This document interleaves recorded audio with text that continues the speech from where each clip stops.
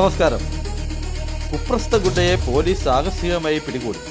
Aluva തായിക്കെട്ടുകര മാന്ത്രിക്കൽ കരിപ്പായ ഷെഫീഖിനെയാണ് Aluva police പിടികൂടിയത്. Chalakudy police register ചെയ്ത മയക്കുമരുന്ന് കേസിൽ പ്രതിയായ ഇയാൾ ജയിൽ ശിക്ഷ അനുഭവിച്ചു വരികയാണ്.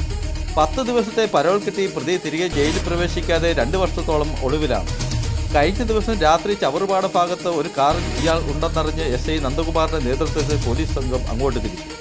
പോലീസ് വളഞ്ഞപ്പോൾ ഇയാൾ കാർ അപകടകരമായ വിധത്തിൽ പിന്നോട്ടെടുത്തു. തുടർന്ന് ഇരുട്ടത്തേക്ക് ഇറങ്ങിയോടിയ പ്രതിയെ സാഹസികമായി പിന്തുടർന്ന് പിടികൂടുകയായിരുന്നു. 2013 മുതൽ ആലുവ പോലീസ് സ്റ്റേഷൻ ഗുണ്ടാ ലിസ്റ്റിൽപ്പെട്ടയാളാണ് ഇയാൾ. 2020 ചാലക്കുടിയിൽ 138 കിലോ കഞ്ചാവ് പിടികൂടിയ കേസിൽ ഉൾപ്പെട്ട് ജയിലിലായി. പിന്നീട് 10 വർഷത്തെ ശിക്ഷ കിട്ടി. DYSP TR Rajesh, SI K Nandakumar, senior CPOമാരായ Maheen Shah, Aboobacker, Muhammad Ameer, PA Noufal, PT Meridas, VA Afsal തുടങ്ങിയവരാണ് പ്രതിയെ പിടികൂടിയ സംഘത്തിലുള്ളത്. ഇയാളെ ചാലക്കുടി പോലീസിന് കൈമാറി.